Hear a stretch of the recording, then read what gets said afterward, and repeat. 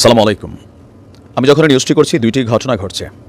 একদিকে বাংলাদেশ আওয়ামী লীগের অফিসিয়াল পেজে শেখ হাসিনা তিনি বক্তব্য দিচ্ছেন, তবে আমার ধারণা ওনার এই বক্তব্যটা প্রি রেকর্ডেড, কারণ তিনি যখন বক্তব্য দিচ্ছেন ধানমন্ডি ৩২ সম্পর্কে তেমন কোনো কথা আসলে আমি শুনি নাই। কয়েক মিনিট শুনছিলাম লাইভটা, ভাবছিলাম যে তিনি হয়তো এই ইস্যুতে কথা বলবেন, তো তার মানে লাইভটা হয়তো প্রি রেকর্ডেড, এখন এটা প্রচারিত করা হচ্ছে। যাই হোক, অপরদিকে এখনও আপনার ধানমন্ডি ৩২-এ বিক্ষুব্ধ জনতা এবং ছাত্রদের আহ্বানে মাস্টার মাইন্ড এখন আমরা যাকে দেখছি তিনি হচ্ছেন পিনাকি ভট্টাচার্য।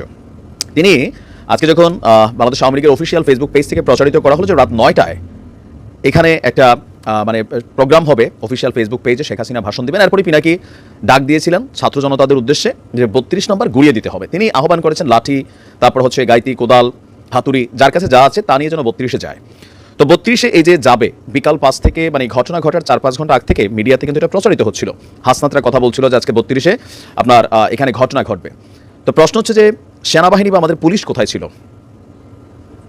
পুলিশ ছিল আমাদের বিবিসিতে একটু আগে যে রিপোর্টটা আসছে, আপনার আমাদের এখানে বিবিসিতে সাক্ষাৎকার দিয়েছেন ধানমন্ডি থানার ভারপ্রাপ্ত কর্মকর্তা মোহাম্মদ আনোয়ার হোসেন। তো তিনি বলছিলেন যে সেখানে ২৫ থেকে ৩০ জন পুলিশ সদস্য রয়েছে, আর আরও পুলিশ সদস্য মোতায়েন করা হচ্ছে যখন এই ঘটনা ঘটে নাই। বাট পরিস্থিতি যা হয়েছে, বাংলাদেশের বিভিন্ন জায়গায় পুলিশের ওই নৈতিক মনোবল, সাহস কিন্তু নাই, কারণ এখানে বাধা দিলে প্রতিরোধ করার মতন মেন্টালিটি নিয়ে যাওয়ার কিন্তু আহ্বান জানিয়েছেন পিনাকি। আর আজকে যারা এখানে গিয়েছেন তাদের মধ্যে যেই রাগ, গোস্বা বা কি বলা হচ্ছে অ্যাগ্রেসিভ, মানে আমরা যে দৃশ্যপট দেখেছি সেখানে পুলিশ থাকলেও পুলিশ আসলে মাইর খাইতো। তো এখন আমি যখন কথা বলছি তখন দেখছি সেখানে সেনাবাহিনী মোতায়েন করা হয়েছে। স্ক্রিনের এক অংশে আপনারা যে দৃশ্য দেখেছেন ভিডিওর প্রথমে, সেটা হচ্ছে এই মুহূর্তে ধানমন্ডি ৩২-এ বলতে বঙ্গবন্ধু শেখ মুজিবুর রহমানের বাড়িতে ভাঙচুর বন্ধ, অগ্নি সংযোগ এগুলোর জন্য সেনাবাহিনী সেখানে ঢুকে নাই, কারণ বাড়ির চারপাশ গেট ভেঙে সেখানে ভেতরে প্রবেশ করে আছে শত শত হাজার হাজার মানুষ।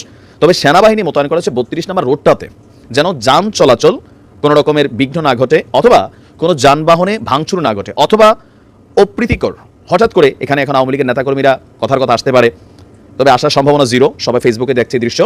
তো তারপরেও যে কোনো পরিস্থিতি যেন এখানে মানে মোকাবেলা করতে পারে, সেজন্য আমরা দেখছি সেনাবাহিনীর বিশাল একটা ট্রুপ সেখানে মোতায়েন করা হয়েছে। তবে তারা বঙ্গবন্ধুর যে বাড়ি, সেই বাড়িতে ভাঙচুরকারীদের প্রটেস্ট করা বা সেখানে কোনো রকম কর্মকাণ্ড চালানোর জন্য আমরা যে লাইভটা আমরা দেখলাম সেখানে ওরকম ভূমিকা দেখিনি। তারা হচ্ছে রাস্তায় জনগণের জানমালের যেন ক্ষয়ক্ষতি না হয় সেখানে, এমনকি সেনাবাহিনীর সাথে আমরা দেখলাম একদল শিক্ষার্থীও রাস্তায় যেন কোনো জ্যাম না লাগে, কোনো অপ্রীতিকর ঘটনা না ঘটে, সেখানে তারাও সেনাবাহিনীর সাথে কাঁধে কাঁধ মিলিয়ে কাজ করছেন।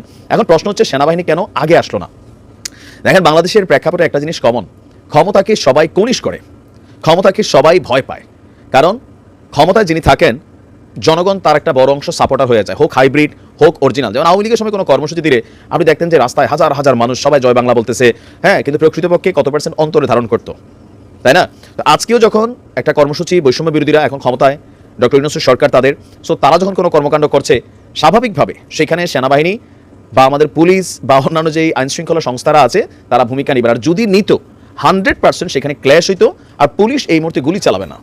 তো পরিস্থিতিটা নিশ্চয়ই বুঝতেই পারছেন যে এখন এই মুহূর্তে সেনাবাহিনীর মোতায়েন, পাশাপাশি পুলিশের উপস্থিতি বাড়ছে, অন্যান্য আইনশৃঙ্খলা বাহিনীর উপস্থিতি বাড়ছে।